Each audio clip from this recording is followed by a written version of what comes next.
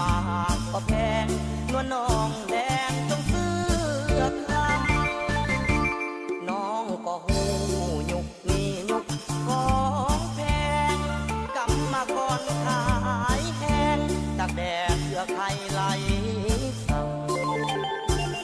เอาเงินอยู่ใสมาซื้อใจคนงามคนหาเศร้ากินคำเป็นใจแน่นาความจนเสียใจเขาลืมไหลหาเก่ามีคุณลูกห้วยหล่อเหลามาขอน้องเจ้าแต่งงานได้หักปัด